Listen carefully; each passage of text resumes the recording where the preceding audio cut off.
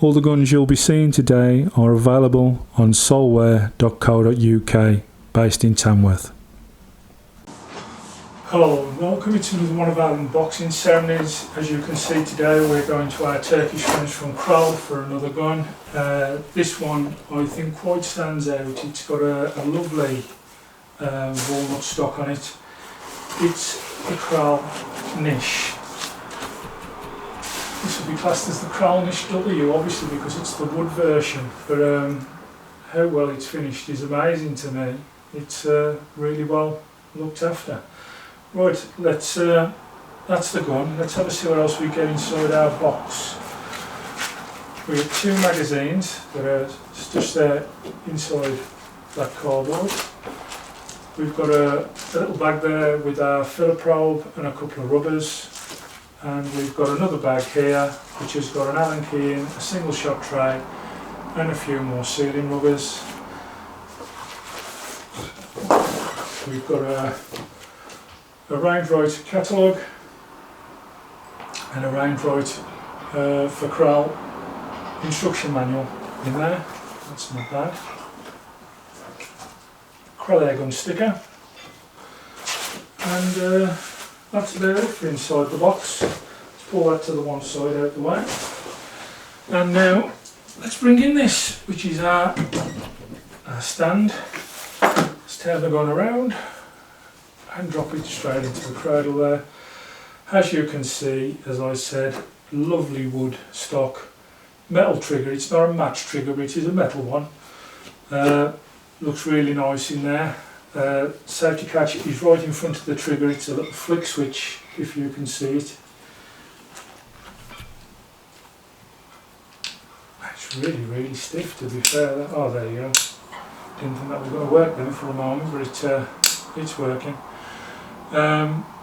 Pull arm on this is a bolt. Now usually with Krals I know we're normal to seeing an arm, but this is actually a bolt. Sporter style stock in wood, as I say, lovely finish.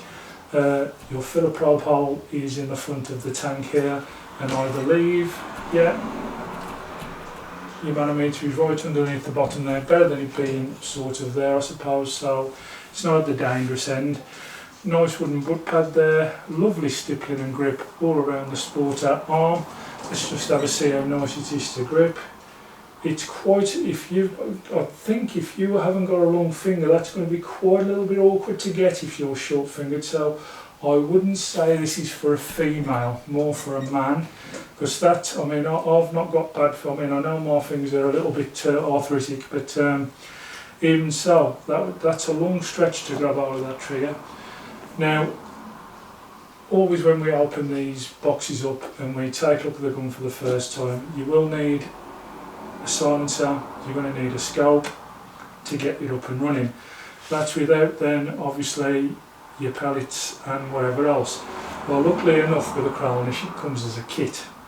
Now in the kit you'll get your silencer, you'll get a bag, you'll get a Konus scope, which is what comes with this one.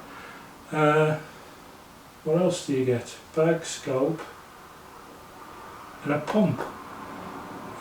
So yeah, all the kit comes with it, and you're looking around the £500 mark for that kit, which I think is great really. I mean, because I'm not sure how this gun's going to come out in test yet. Obviously I've not even put a pellet through it yet, so I couldn't say, but if this fires anywhere near where it should do, with all that kit that's with it, I mean, you bear in mind usually a silencer, you're looking at over £50 for a silencer.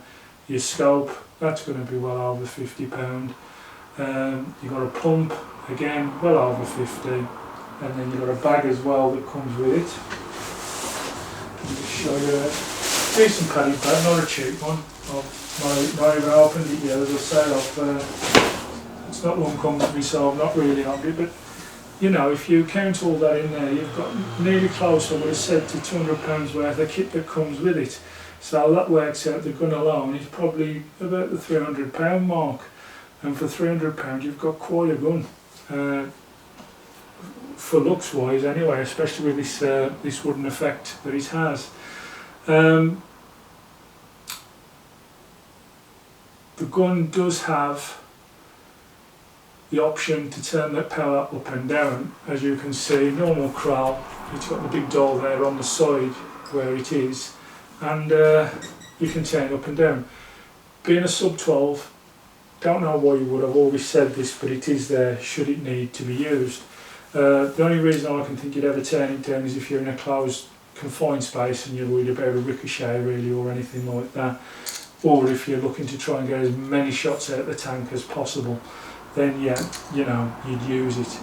As regards shots, the tank, 280cc tank, I would have thought good for at least 120 shots minimum in 2.2, maybe a little less in 1.77. This is the 2.2 version, as you know. I only review 2.2s. I've kind of gone off 1.77s. I just can't get on with them. My own personal opinion, not anybody else. It's just mine that I just don't get on with them. But yeah, we're looking forward now to getting this out on the range, doing a bit of pellet testing with it. And we've got some decent pellets to put with it this time. I'm going to try some JTS dead centres. Hopefully they work. Our friends down at Solware have donated us some JTS dead centres to try out, and hopefully they come off really well in test. Besides that, there's not more I can tell you about this gun. Besides, I don't know if you can see there, because of it being in the cradle, the lovely stippling as well that goes here, just underneath the main bottle for grip. Again, I think that's ever so well done. I mean, Kral are always said to be a budget brand. Now, I think they put a fair amount of stuff into their guns to be classed not as a budget gun maker, but they do sell them still in the PCP budget sort of price area. All the Kral guns seem to be stretched from around the 300 mark up to about 500, 600, 700, and they're classed as budget, believe it or not. But I've had some fantastic guns from Kral that are bang on target. I'll go to one now that I can say straight off that just does it for me every time, and it's the MPO2. I've got an MPO2, and people who know me and people who watch the channel will see that gun week in, week out in tests, hit the full amount in our testing review. It's done a couple of 135s, which is always hard to do, and that gun never lets you down. Now, I'm just looking at the works here at the top. This looks exactly the same works as what goes on the MPO2. So it's got the different sizes there on the top to fit either a Picatinny or your normal dovetail rails on the top there. Obviously you've got, as I've said, you know, you've got your power adjustment.